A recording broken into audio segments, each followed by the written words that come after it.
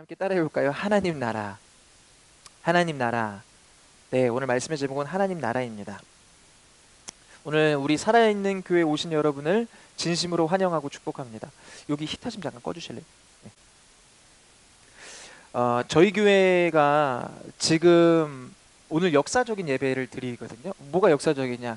저희 교회 여기 오셔서 끄셔야 돼요. 저희 교회가 생긴 이래로 처음으로 이게 친구 초청, 이 지인들을 초청하는 예배를 드리거든요. 처음으로. 예. 어, 네, 저희 교회는 올해 4월 8일 날 개척을 했어요. 공식적인 개척은 4월 8일 날 창립 예배를 드렸고요. 그래서 지금 한 7개월 정도 된 그러한 교회예요. 이제 막 시작하는 개척 교회거든요. 제가 친구들한테도 이제 교회를 오라고 해요. 교회 와라. 그러면은 애들이 반응이 있을까요, 없을까요? 저도 친구 있게 생겼죠? 친구 있어요. 예, 친구 뭐 있어요. 근데 그 친구들이 교회 오라고 하면 반응이 없어요. 그러다가 제가 이번에 카톡에 저희 초청장을 만들어 갖고 이제 온라인으로 이제 이렇게 드리는데 그거를 이제 친구들한테 줬거든요. 오라고. 그랬더니 한 친구가 뭐야? 너가 교회 차린 거야? 라고 저한테 물어보는 거예요. 네, 교회 차렸네요, 저보고. 그래서 제가 이거를 뭐라고 대답해야 되나? 주님이 차려주셨어. 하나님의 은혜로 교회를 시작하게 됐어. 뭐 이렇게 얘기하면 사실 안 믿는 친구니까 얼마나 고리타분합니까? 그래서 내가 차렸어. 라고 대답을 했죠. 예, 그러면서 그렇게 내가 차렸어라고 하니까 그 친구가 이렇게 대답을 다시 저한테 톡을 하더라고요. 그럼 사장 목사님이네? 라고 하는 거예요. 사자가 아니라 사장 목사님이라고 얘기하는 거예요. 그래서 생각을 해봤죠. 내가 진짜 사장 목사인가? 사장 목사이기는 사장 목사더라고요. 제가 사장이긴 하더라고요. 그런데 생각해 보니까 사장이긴 사장인데 무슨 사장일까요? 바지 사장이게 바지 사장. 진짜 사장님은 따로 있어. 생각해 보니까 여러분 이 교회 진짜 사장님은 누구일까요? 진짜 사장님은 예수님이죠. 예, 진짜 사장님은 예수님이죠. 왜냐하면 우리가 이곳에 예수님의 이름으로 모여 있기 때문에 예수님 아니면 우리가 이 자리에 모일 이유가 없기 때문에 진짜 사장님은 예수님인 거예요. 그런데 여러분 우리 교회뿐만이 아니라 모든 교회의 사장님이 예수님이에요. 모든 교회 사장님이 예수님이에요. 그런데 문제는 뭐냐? 이 바지 사장들이 그 진짜 사장님의 그 마인드를 따라서 경영을 못하는 거야. 그러다 보니까 여러분 어떻습니까? 요즘에 교회가 많이 문제들이 있죠. 많은 이슈들이 있죠. 세상의 조롱거리가 되었죠. 여러분 장사를 해보신 분들이 계시는지 모르겠는데 주위에 장사하시는 분들 얘기 들어보셨잖아요. 사장이 없으면 이상하게도 매출이 안 난대요. 그래서 사장님들이 그 자리를 지켜야 된다는 거예요. 종업원들만 그냥 두면 매출이 확 준다는 거예요. 제 친구들도 그렇고 장사하시는 분들도 그랬고 그래서 자리를 못 비우겠다라는 거예요. 여러분, 예, 마찬가지로 이 교회도 진짜 사장님이신 그 예수님을 따라서 바지 사장들이 잘 경영하면 교회를 다니는 성도들이 잘 예수님을 믿는다면 교회가 지금 이 시대 이런 조롱거리가 됐겠습니까? 제가 그렇게 지금 이 시대가 교회가 비난받고 비판받는 시대, 세상으로부터 조롱받는 시대라는 거예요. 여러분 7만 8천 대 2만 5천 이 숫자 보신 적 있으세요? 7만 8천 대 2만 5천 뭐 이게 무슨 어떤 숫자냐면은 이게 JTBC 앵커 뭐죠? 앵커 브리핑에서 이제 나왔던 내용인데 7만 8천 대 2만 5천 7만 8천은 교회 숫자예요. 그리고 2만 5천은 편의점 숫자예요. 편의점이 하나 건너 하나 있잖아요. 그런데 그 편의점보다도 교회가 3배 많다는 거예요. 지금 이 시대에는 교회가 비난받고 조롱받고 있고 또 교회 숫자가 엄청나게 많은 그러한 시대라는 거예요. 그런데 왜 여기에 살아있는 교회, 제 친구 말을 빌리자면 왜 저희는 교회를 이렇게 차렸을까? 여러분 교회를 왜 차렸을까요? 교회가 허구 많은 수많은 교회들 중에 우리 살아있는 교회는 왜 저 사장 목사는 교회를 왜 차렸을까? 아, 저희 교회가 왜 생겨난 오늘 초청 예배니까 저희 교회가 왜 생겨났는지를 함께 좀 나누면서 저희 교회뿐만이 아니라 교회가 왜 시작됐고 교회는 어떤 곳인지에 대해서 여러분과 함께 좀 나누려고 합니다. 여러분, 교회는 그리스도의 몸이라고 합니다. 교회는 그리스도의 몸. 그러니까 왜 그리스도의 몸이냐라고 이렇게 설명을 드리냐면, 교회의 머리는 예수님이세요. 아까 말씀드린 대로 사장님이 예수님이세요. 그러니까 몸은 종업원들은 사장님이 원하는 대로 움직여야 돼요. 마찬가지로 교회의 성도들, 이 교회는요, 예수님이 머리이시기 때문에 이 몸이 마음대로 움직일 수 있나요? 아니죠. 예수님이 원하시는 대로 움직여야 되는 게 교회라는 거예요. 예, 내 뜻대로 내 마음대로 움직이는 거는 교회일까요? 교회가 아니죠. 사장님의 뜻대로 사장님은 이렇게 하라고 경영 방침을 세웠는데 종업원이 이건 아니에요 사장님한테 얘기하면 그 종업원은 잘리죠. 예, 마찬가지예요. 교회도 그런 곳이에요. 예수님이 원하시는 일이 무엇일까? 예수님이 뜻하시는 일이 무엇일까를 늘 고민하면서 예수님의 뜻을 구하는 곳, 예수님의 뜻대로 행하는 곳이 교회라는 거예요. 여러분, 그렇다면 예수님의 뜻은 무엇일까? 예수님의 뜻은 어디서 알 수 있을까요? 성경에 잘 기록되어 있어요. 성경에 보면 예수님이 하신 말씀들, 예수님이 하신 그 일들을 보면서 이게 바로 예수님의 뜻이구나라는 것을 잘 알 수 있습니다. 오늘 그 예수님의 뜻이 잘 나타난 성경의 본문이 오늘 마가복음 1장 14절 15절 말씀이에요. 우리 마가복음 1장 14절 15절 말씀을 우리 다시 한번 읽어보도록 하겠습니다. 이게 예수님께서 처음으로 이제 말씀을 공중에게 선포하시고 또 행하신 일들이 바로 이 말씀이에요. 14절은 제가 읽고요, 15절은 여러분이 읽도록 하겠습니다. 요한이 감옥에 갇힌 뒤 예수께서는 갈릴리로 가셔서 하나님의 복음을 선포하셨습니다.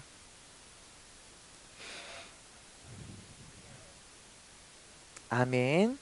예수님의 첫 설교라고 하죠. 첫 설교의 내용이 뭐라고요? 하나님 나라에 관한 것이었어요. 하나님 나라에 관한 것. 여러분, 우리는 흔히 하나님 나라를 어떤 곳으로 생각합니까? 우리가 죽어서 가는 천국으로 생각하죠. 가는 개념이에요. 아닌가요? 우리에게 하나님 나라는 가는 개념입니다. 그런데 오늘 예수님께서 설명하신 그 하나님 나라는 어떤 개념인가요? 가까이 왔다. 우리에게 임하는 개념이에요. 하나님 나라가. 예수님이 말씀하시는 그 하나님 나라는 약간 내가 생각하고 있는 그 개념과 좀 다른 것 같아요. 나는 죽어서 가는 그 하나님 나라가 죽어서 천국 가는 그곳이 내가 생각하는 하나님 나라였는데, 예수님의 말씀은 뭔가 좀 개념이 달라요. 예, 지금 우리에게 임하고 있다라고 말씀을 하세요.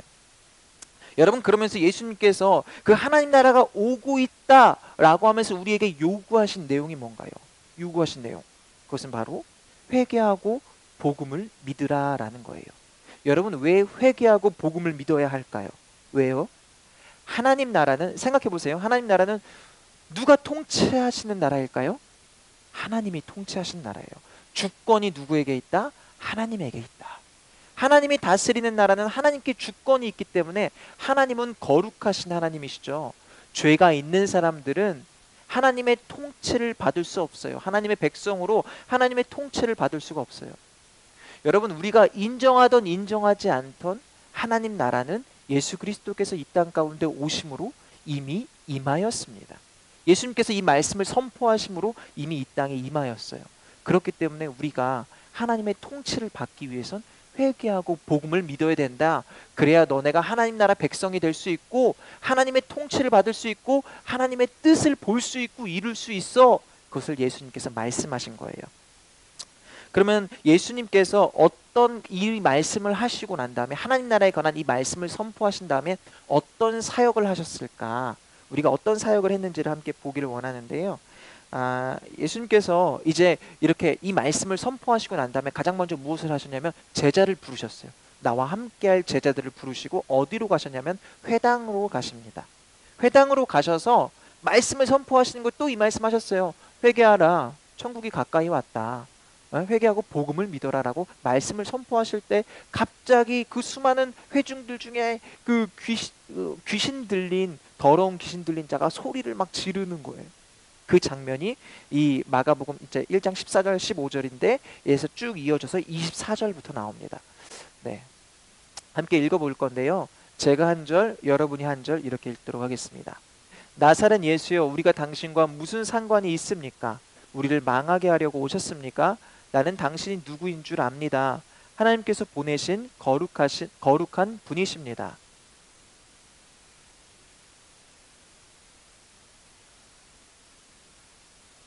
그러자 더러운 귀신은 그 사람에게 발작을 일으키더니 비명을 지르며 떠나갔습니다. 아멘. 예수님께서 처음으로 하신 그 사역의 내용이 뭔가요? 하신 일, 귀신을 내쫓는 일, 더러운 귀신을 내쫓는 일, 그 일을 하셨습니다. 그리고 난 다음에 26절에 여기까지 간 다음에 또 그 일을 행하시고 이제 어디를 가시는데 그곳에서는 어떤 사역을 하셨을까? 우리 29절, 31절인데 제가 29절부터 먼저 읽겠습니다. 그들은 회당에서 나와 곧바로 야고보와 요한과 함께 시몬과 안드레의 집으로 갔습니다.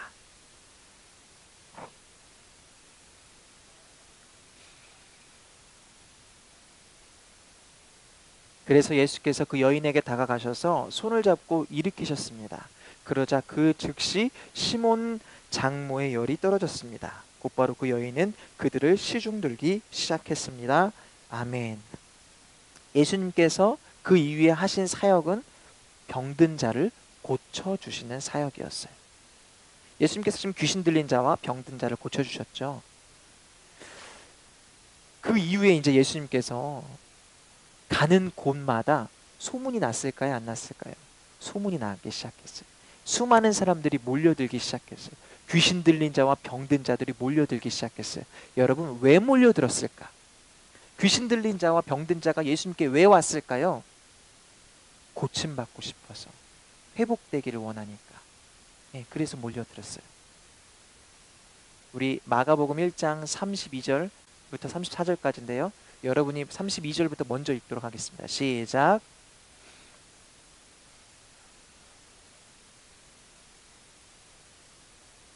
온 동네 사람들이 문 앞에 모여들었습니다.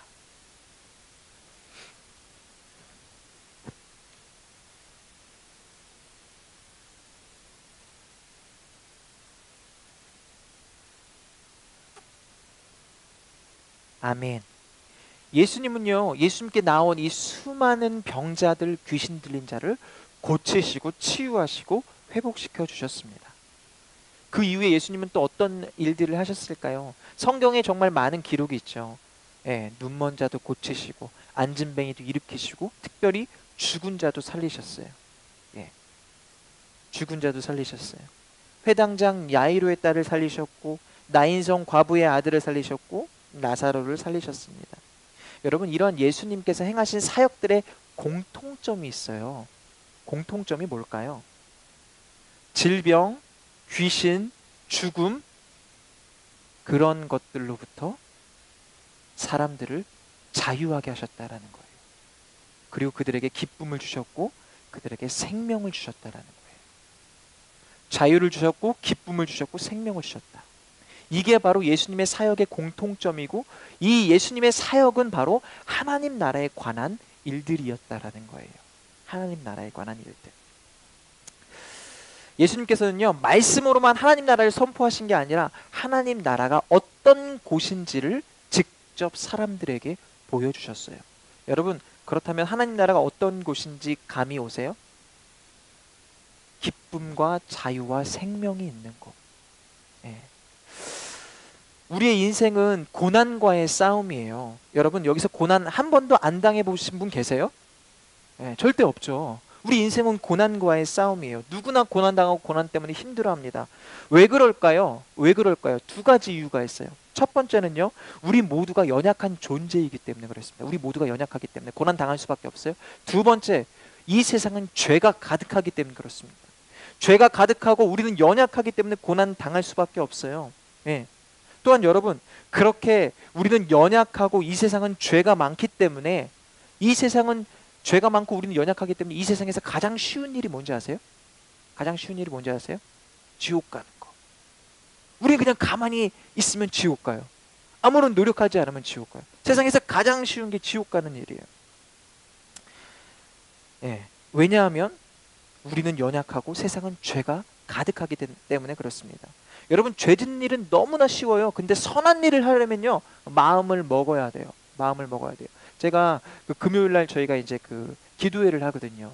기도회를 하고 밤에 이제 늦게 지하철을 타러 갔어요. 지하철을 타러 가는데 기도회를 하고 나니까 제 마음에 어떤 이 거룩한 마음이 막 들지 않겠어요. 가고 있는데 어떤 어르신이 무거운 짐을 들고 가는 게 보이는 거예요. 그래서 저 어르신이 이렇게 좀 계단을 내려가거나 하면 저거를 들어드려야겠다 하고 뒤를 계속 쫓아가고 있었어요. 쫓아가는데 마음에 이런저런 생각들이 드는 거예요. 내가 이분을 쫓아갔을 때 다른 사람들이 나를 어떻게 볼까? 마음속에서 그런 갈등이 생기는 거예요. 혹시 나를 이상한 사람으로 생각하지 않을까? 그분은 나를? 네, 왜냐면 시대가 너무나 악하잖아요. 그러니까 여러 가지 범죄들이 너무 많으니까 또 혹시나 또 그런 생각들이 드는 거예요. 별것도 아닌 일 한번 하려고 하는데 마음속에 또 갈등이 엄청 내적 갈등이 엄청 심한 거예요. 결국은 한 10분 정도를 그 어르신 뒤를 이렇게 쫓아가면서 이제 어르신이 엘리베이터 타고 내려가는 것까지 보고 저는 이제 그 다른 노선이기 때문에 이제 다른 쪽으로 왔는데 이 시대가 그렇다라는 거예요. 죄짓기는 쉽지만 선한 일을 하려고 할 때는 너무나 어려운 시대. 그러한 시대가 지금 이 시대라는 거예요. 여러분, 그런데 우리가 분명히 알아야 하는 것은 세상이 이렇게 악하고 우리는 연약하기 때문에 인간 스스로는 절대 의로워질 수 없다라는 거예요. 내 노력으로는 절대 의로워질 수 없다라는 거예요. 무슨 말이냐면 절대로 우리 스스로는 구원받을 수 없다. 예, 우리 스스로는 구원의 길을 절대 갈 수 없다라는 거예요. 그래서 누가 이 땅에 오셨습니까? 예수님이 이 땅에 오신 거예요.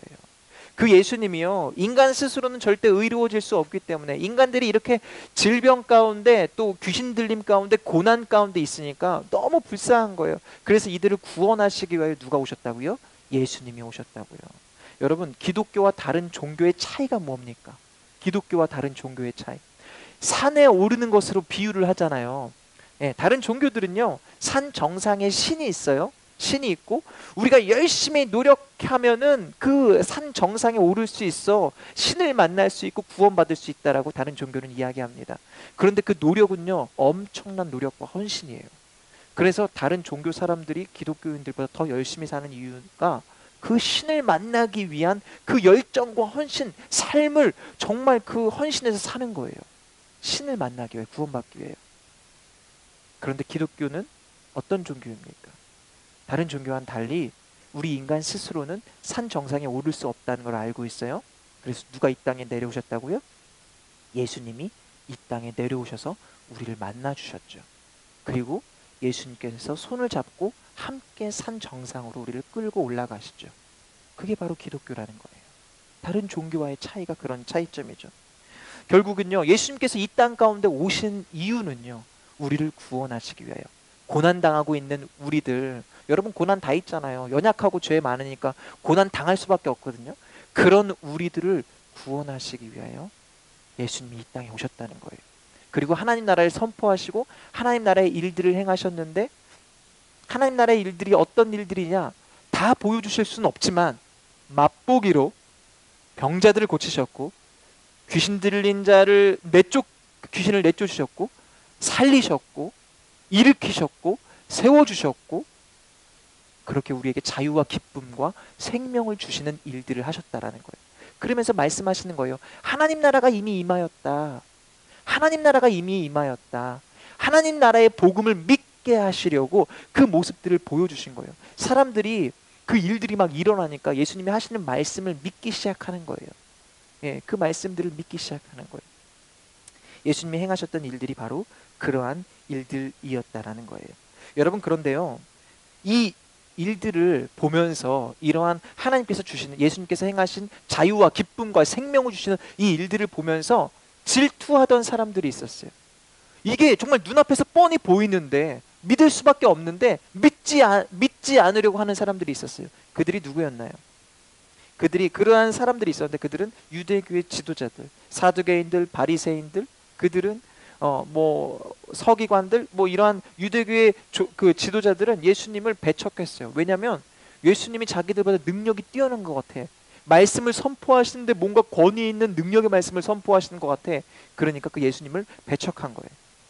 여러분, 그러한 사람들에게도 이 하나님 나라는 어떨까요? 임할까요? 임하지 않을까요? 그 사람들의 마음과 상관없이 하나님 나라는 이미 예수님께서 이 땅에 오심으로 임하였다라는 거예요.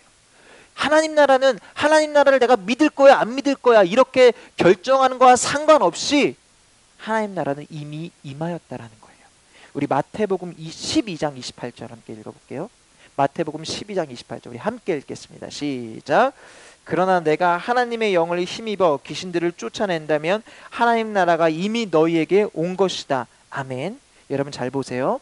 예수님께서 말씀을 선포하실 때에 귀신을 내쫓으실 때 이것을 질투하는 바리새인들이 막 예수님에 대해서 막 이상한 이야기를 하는 거예요. 아니 예수님이 뭐 저 사람이 저거 귀신을 쫓는 거는 귀신의 왕의 힘을 빌어서 귀신을 쫓는 거야. 이렇게 이야기하고 있는 거예요. 그렇다면 여러분 여기에서 문맥을 보시면 그러나 내가 하나님의 영을 힘입어 귀신들을 쫓아낸다면 하나님 나라가 이미 너희에게 온 것이다. 여기서 너희가 누굴까요? 우리인가요? 여기서 너희는 바로 예수님을 비판하고 비난하고 있는 바리새인들이라는 거예요. 내가 하나님의 능력과 하나님의 영으로 귀신을 쫓아낸 것을 보는 너희에게도 하나님 나라는 임하였다 임하지 않았다? 임하였다라는 거예요. 믿던 믿지 않던 하나님 나라는 이미 임하였어요. 그리고 그 하나님 나라는 지금 이 시대에도 여전히 임하고 있습니다. 하나님은 신실하게 하나님의 뜻을 이뤄가고 계세요. 우리 하나님은 신실하신 하나님이시기 때문에 성경에 기록된 그 성경의 언약들을 약속들을 이루고 계세요. 여러분 그 하나님 나라가 지금도 세워지고 있고 이루어지고 있는데 누구를 통해 이루어지고 세워질까요? 누구를 통해? 누구를 통해? 하나님을 믿는 하나님 백성들을 통해 이루어지고 있죠. 마태복음 10장에 보면요. 마태복음 10장에 보면 예수님께서 예수님의 제자가 12명인 건 아시죠? 12명이에요. 지금 아시면 돼요. 모르시면 지금 아시면 돼요. 예수님의 12제자를 이제 내보내는 세상 가운데 보내시는 그런 장면이 나와요. 그 장면을 함께 좀 우리가 볼 건데요. 마태복음 10장 5절부터예요. 여러분들이 먼저 5절부터 읽도록 하겠습니다. 시작.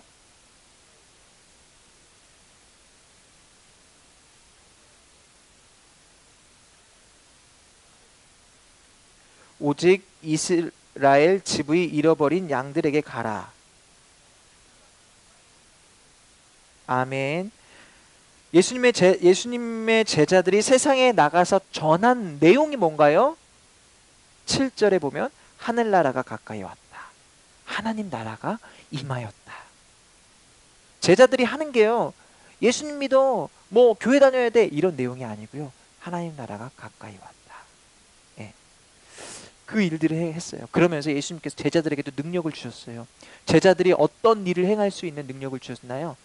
이 10장 1절이에요. 함께 읽겠습니다. 시작. 예수께서 12제자를 부르셔서 그들에게 더러운 귀신을 쫓아내는 권세를 주시고 모든 질병과 모든 아픔을 고치게 하셨습니다. 모든 질병과 모든 아픔을 고치게 하고 더러운 귀신을 쫓아내는 권세가 어떤 일이라고요? 하나님 나라의 일.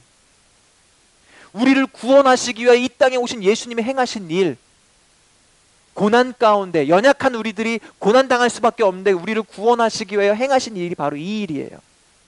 하나님은 우리가 고난당하는 원하신다, 원하시지 않는다? 원하시지 않아요. 그래서 우리를 구원하시기 위해 예수님께서 이 땅 가운데 오셨고 하나님 나라를 세우 가시는데 그 이유는 우리를 구원하시려고 그 일들을 행하신다는 거예요. 예수님의 제자들을 통해서도 이 일을 하셨어요. 여러분 또한 예수님을 믿는 자들을 핍박했던 자가 있습니다. 바로 사울인데요. 바울이죠. 이 바울이요. 예수님을 만나고 예수님을 믿게 됐어요. 그리고 난 다음에 그가 했던 일들이 무엇이었냐?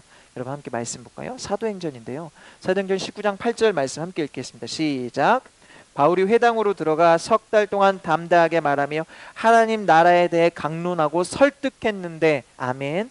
하나님 나라에 대해 강론하고 설득했는데, 사도 바울이 했던 모든 일들도 하나님 나라에 관한 일들을 설명하고 선포하였다라는 거예요. 그 다음에 이 사도행전 마지막 부분에 보면 이 내용이 나오죠.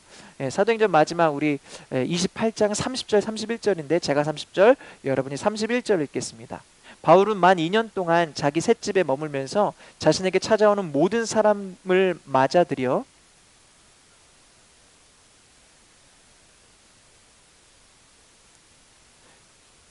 아멘.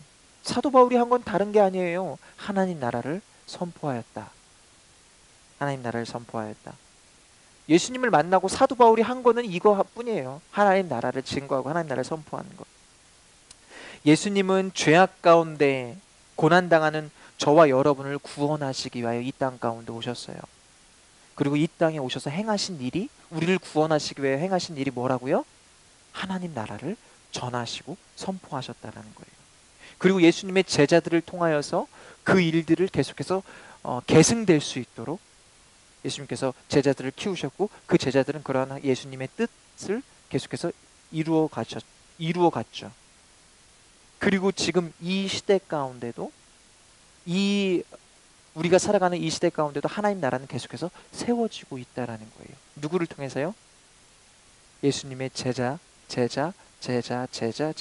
하나님의 백성인 우리들을 통해서도 계속해서 하나님 나라는 세워지고 있습니다. 여러분, 오늘 우리 살아있는 교회가 역사적인 예배라고 했잖아요. 처음으로 여러분을 초청하는 예배라고 했잖아요. 살아있는 교회가 왜 세워졌을까요? 바로 이 일을 위해서. 교회가 비판받고 비난받고 너무나 많은 교회들이 있지만, 우리가 교회를 세우고 이곳에서 함께 예배를 드리고 함께 공동체를 이뤄가려고 하는 분명한 이유는 바로 하나님 나라라는 거예요. 예수님께서 행하셨던 일들을 우리들을 통해, 또 우리의 삶의 영역 가운데 그 하나님 나라를 세우기 위하여 우리가 하는 사역들, 아까 잠깐 말씀드렸죠. 필그림 워십, 그 다음에 제자 양육, 그 다음에 미디어 컨텐츠 제작, 해외 선교, 이 모든 것들은요, 하나님 나라를 세우기 위하여 우리가 구체적으로 할 수 있는 일들, 하나님 나라를 위하여 우리가 구체적으로 세워가기 위하여, 네, 이쪽으로 오시면 돼요. 하나님 나라를 세우기 위하여, 네, 우리가 이 일들을 행한다라는 거예요. 우리의 이 사역은, 우리의 목적은 바로 하나님 나라를 위함이다라는 거예요. 여러분, 이제 이미 임한 그 하나님 나라, 즉 이미 임하고 있고, 예수님의 때부터 임하고 있고, 지금도 임하고 있고, 그리고 앞으로도 임하게 될 이 하나님 나라, 여러분, 이 땅에 있는 모든 성도, 모든 교회는 이 하나님 나라를 위하여 부름받았습니다.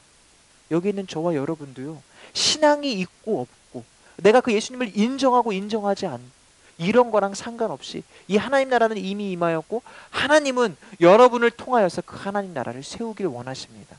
여러분의 삶의 현장 속에서, 여러분의 직장에서, 여러분의 가정에서, 친구와의 관계를 통해서도 하나님 나라를 증거하길 원하세요. 여러분 통해, 여러분은 그 하나님 나라를 세우실 수 있는 하나님 나라의 백성이에요. 하나님 나라를 세우실 수 있나요? 예. 하나님이 그 일을 하시기 위해 저와 여러분을 부르셨다고요. 오늘 이제 말씀을 마무리할 건데요. 여러분, 요한계시록에 보면 마지막 때의 모습이 나오거든요. 마지막 때의 모습. 여러 가지 신앙 논쟁들이 있어요. 왜냐하면 아직 이루어지지 않았기 때문에 신앙 논쟁들이 있는데, 그 모든 신앙 논쟁들을 뒤로 하고 이 요한계시록의 마지막 내용은 그렇습니다. 결국엔 마지막 때 예수님께서 재림 예수로 다시 예수님께서 이 땅 가운데 오실 건데, 지금은 모든 사람들이 예수님을 인정하나요, 인정하지 않나요? 왕으로 인정하지 않죠. 예수님께서 영광의 모습으로 오실 것이고, 모든 사람들은 그 예수님을 인정할 수밖에 없다라는 거예요. 심판주구나. 그 영광이 너무나 거대하고 위대하시기 때문에, 아, 저분이 정말 하나님이시구나, 믿던 믿지 않던 그분의 위엄 앞에 엎드릴 수밖에 없다라는 거예요. 결국 그 예수님이 영광의 왕으로 오시고 하나님 나라를 완성하실 것이다 라는 게 요한계시록 내용이에요. 결국 무슨 말입니까? 끝까지 예수님을 따르는 성도들은, 끝까지 예수님을 믿는 교회들은 반드시 승리하고 그 영광의 주님과 그 하나님의 영광에 참여한다라는 것입니다. 영광에 참여하기 위하여, 지금 우리는 고난 가운데, 역경 가운데 좁은 길을 걸어가고 있습니다. 그러나 여러분, 우리가 그 영광의 주님을 기대하며 우리를 부르신 그 예수 그리스도를 우리가 믿고 의지하며 여러분의 삶의 현장 속에서, 여러분의 삶의 영역 속에서 하나님의 나라를 온전히 세워갈 수 있는 저와 여러분이 되시기를 소망합니다.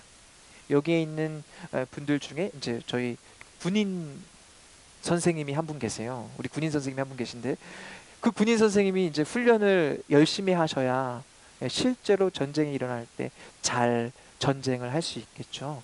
예. 지금 이 시대 하나님께서 여러분 고난 가운데 계신 분들, 너무나 삶이 힘든 분들, 그 고난이 하나님께서 허락하신 훈련임을 기억하시고 그 하나님께서 결국엔 나를 통해 하나님의 나라를 세워가실 것이라는 분명한 믿음을 가지고 이 고난과 역경을 잘 이겨내실 수 있는 여러분이 되시기를 소망합니다. 예, 그럴 때 결국엔 하나님께서 나를 통하여 이루고자 하신 그 하나님 나라가 저와 여러분의 삶 가운데 반드시 임하게 될 줄 믿습니다. 그런데 하나님 나라는 눈에 보이지 않습니다. 그래서 우리가 늘 지는 것 같아요. 결코 이루어지지 않는 것 같아요. 그러나 오늘 성경에 약속된 대로, 말씀드린 대로 하나님 나라는 이미 임하였고 마지막 때 그 하나님 나라는 완성될 것인데 우리가 세워가는 그 작은 하나님 나라들이 그게 재료가 되어서 마지막 때 하나님이 그 영광의 날 완성된 하나님 나라를 이루실 것입니다. 그러므로 저와 여러분이 세우는 그 하나님 나라는 너무나 중요하다라는 거예요. 하나님 나라가 완성되는데 하나의 퍼즐이다라는 거예요. 그렇기 때문에 여러분, 하나님께서 저와 여러분을 이곳 가운데 부르신 이유도 이 하나님 나라를 세우게 하기 위함입니다. 여러분을 성도로 부른 이유, 교회로 부른 이유, 이 살아있는 교회가 이곳에서 세워진 이유는 바로 다른 것이 아니라 우리끼리의 즐거움을 추구하고 우리 교회가 부흥해서 막 이런 것이 아니라 하나님 나라를 세워가기 위함이라는 것입니다. 우리 여러분의 삶의 이유와 목적, 그것이 무엇인지는 모르겠으나 여러분의 삶의 시선이 하나님께로 고정되고 그 하나님 나라를 세워가는데 여러분의 그 삶이, 직업이 그렇게 쓰임받을 수 있는 그러한 저와 여러분들 되시기를 예수 그리스도의 이름으로 간절히 축복합니다. 결국에는 그러한 저와 여러분을 통하여 하나님의 뜻이 이 땅 가운데 반드시 이루어질 줄 믿습니다.